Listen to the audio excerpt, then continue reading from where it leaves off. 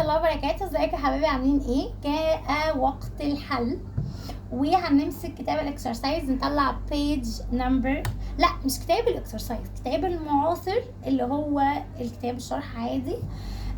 بس هناخد فيه الاكسرسايز بيج 180 عشان بس ايه نكون واضحين. سؤال نمبر 1 بيقول لي n by 3 equals 18. طبعا هنشيل ال n هنا ونحط مكانها كام by 3 equal 18. طبعا هيبقى 6، يبقى 6 by 3 equal 18 letter D. سؤال نمبر 2 بيقول لي if 6 by b equal 42 فال b هنا equals كام؟ طبعا هنا ده البارت 2 بتاع الليسن.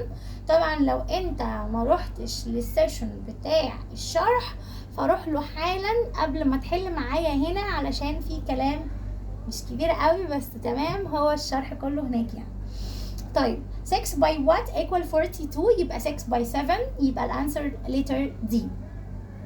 سؤال نمبر 3 بيقول لي if 8 by m equal 40 يبقى ال m equals كام؟ 8 by كام يديني 40؟ 8 by 5 يبقى letter B. سؤال نمبر 4 بيقول لي if a by 12 equal 36 فهو هنا عايز ال a equals كام؟ يبقى 3 طبعا، عشان 3 by 12 equal 36 اللي هي letter B. سؤال نمبر 5 بيقول لي what number is 10 times the number 13؟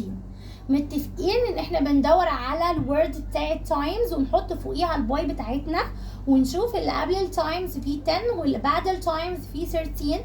يبقى 10 باي 13 الحمد لله اوبريشن مظبوطه، يبقى 10 باي 13 equal 130. يبقى الانسر الناقص هو ال 130 اللي هي letter A.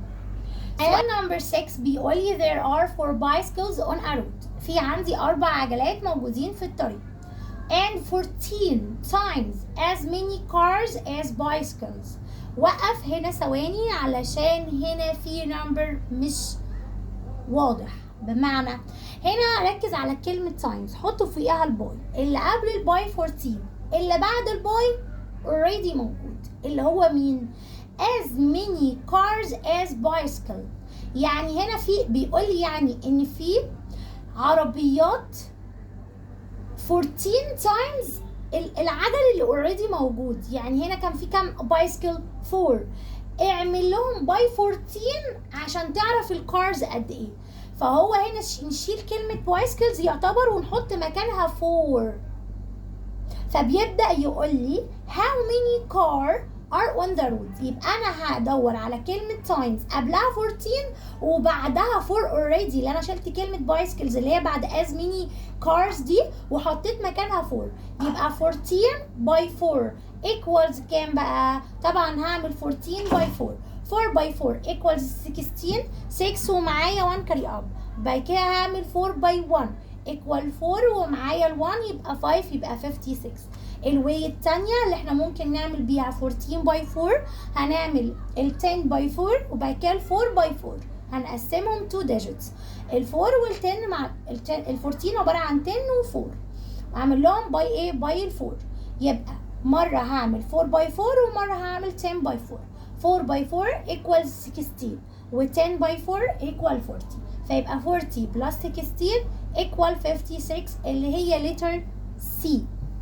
سؤال نمبر 7 بيقول لي the equation based on the comparison statement 3 times the number 7. الحمد لله التايمز اهي موجودة واللي قبل التايمز فيه 3 والافتر تايمز فيه 7، يبقى already 3 by 7. ما تطلعش الانسر لان انا هنا شفت كلمة ايه؟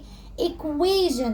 يبقى انا لازم اشوف حاجة في الليفت هاند سايد equals حاجة في الرايت هاند سايد. هنا operation وهنا answer مثلا، فأنا عايزة 3 by 7 equals A، 3 by 7 equals L equals M.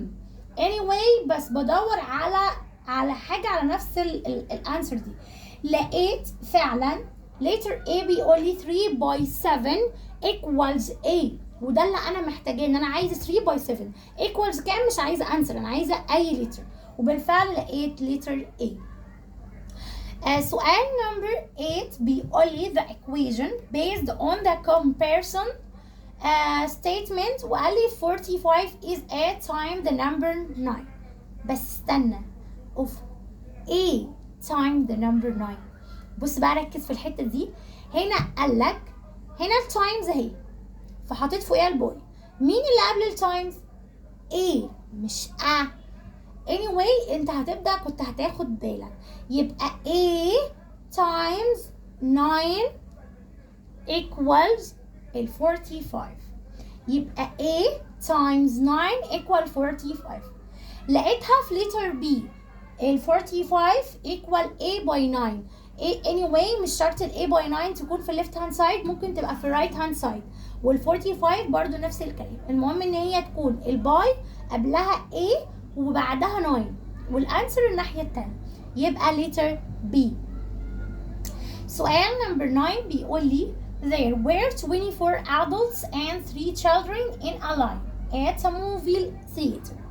يعني كان في عندي في المسرح كان في عبارة عن في 3 أطفال بيتفرجوا، وقال لي 24 adults ناس كبيرة يعني بالغين. فبيقول لي how many times the adults were in the line as the children. يعني بمعنى أصح هل هنا الchildren كانوا قد الادلتس ولا اكيد الادلتس اكبر؟ حد سمعت هنا قال لي الادلتس اكبر، قلت له طب اكبر بكام مره؟ يعني ال3 متكرره مرتين ولا 3 مرات ولا 4 مرات ولا 5 مرات وهكذا. فحد رد عليا قال لي لا يا ميس ال3 هنا repeated 8 times. عرفت منين انها 8 times؟ عشان 3 و 3 و 3 و 3 و 3 و 3 و 3 و 3 equals 24. فده معنى كلمة ان هو عايز يعرف as many times قد ايه، يعني متكررة كم مرة عشان توصل لل 24. فهقول له 3 by what equal 24؟ يبقى 3 by 8 equal 24. يبقى هنا repeated 8 times، يبقى letter D. سؤال number 10 بيقول لي نهى sent 18 text messages a day. علي sent 3 a day. يعني نهى بعتت رسائل كم رسالة؟ 18. أما علي بعت 3. طبعا علي بسيط بعت 3 رسائل بس، لكن نهى بقى رغاية فبعتها كتير. فبيقول لي طب هل هي نهى هنا بعتة زي علي؟ قلت له لا طبعا ده كتير قوي. قال لي حلو قوي، يبقى علي هنعمل له باي كام عشان يطلع ال 18. هي دي معنى كلمة as many as أو how many times. فببدأ أقول 3 by what equal 18؟ يبقى 3 by 6. يبقى الانسر المفروض 6 لأن هو بيسألني على العدد المرات اللي ريبيتد فيها نهى على علي. فيبقى هنا 3 by 6 equals 18. يبقى هنا الانسر 6 اللي هي letter D.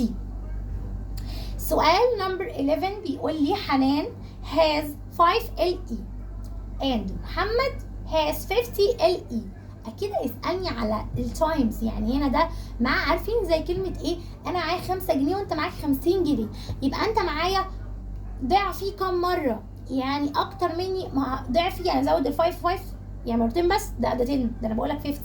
طب 5 و 5 و 5 لا يبقى 15. طب 5 و 5 و 5 و 5 لا يبقى 20. فهدور على 5 باي كام عشان تطلع 50. هو بالفعل قال لي كده، قال لي then the money with محمد equals كام time the money with حنان. بص بقى لو خدت بالك على نفس اللي احنا بنحل بيه، دور على كلمة times حط فوقيها باي. يبقى هنا اللي قبل التايمز مش عارفة، طب اللي بعد التايمز في حنان. طب حنان كان معاها كام عشان اشيلها واحط مكانها النمبر ده؟ قال لي حنان معاها 5. يبقى كام باي 5 equals الحاجة الريزولتس اللي هي مع محمد معاه 50. يبقى كام باي 5 equals 50؟ يبقى 10. يبقى الانسر هنا letter B وما تلخبطش نفسك. طيب سؤال number 12 بيقول لي هاني is twice as old as his brother. يعني twice دي يعني باي 2 على طول. عندي في كلمة twice وعندي treble. twice يعني 2 باي، treble يعني 3 باي، ده اللي عندك يعني شوية. فتوايس يبقى أنا هعمل 2 باي على طول، يعني الحاجة ضعفها متكررة مرتين 2 times. قال لي هاني is twice as old as his brother. ركز، يعني هاني is twice، يعني هاني هو اللي ضعف اخوه، يعني هاني اللي معاه اكتر من اخوه. ركز برضو في البوينت دي. قال لي his brother is 8 years old، مش معاه يعني عنده، فهاني اكبر من علي. فاخوه، ركز، او هاني مش علي، اخوه، فهاني اكبر من اخوه بمرتين. طب بص بقى بيقول لك ايه، his brother is 8 years old which equation can be used to find هاني's age. فيبقى هنا هقول له 8 by 2 equals، وما تقوليش answer please لاني مش عايز اعرف. طب انا ليه قلت 8 by 2؟ علشان المفروض اني twice اكتب فوقيها 2 by. طب اللي قبل 2 باي هو الاس، ده الانسر مش عاوزاه. طب اللي بعد 2 باي اللي هي بعد twice his brother. طب his brother عنده كام؟ عنده 8، يبقى 2 باي 8 equals y مثلا. طب لقيت هنا في letter C مكتوب 2 باي 8 equal A، يبقى هي letter C. طبعا لان لو شلنا لتر A وهنحط مكانها 16 فعلا هيبقى هاني عنده 16 اللي هو هيبقى twice his brother. وبكده طبعا تكون لتر C ونكون خلصنا على خير الحمد لله، واشوفكم السيشن الجاي. جود باي.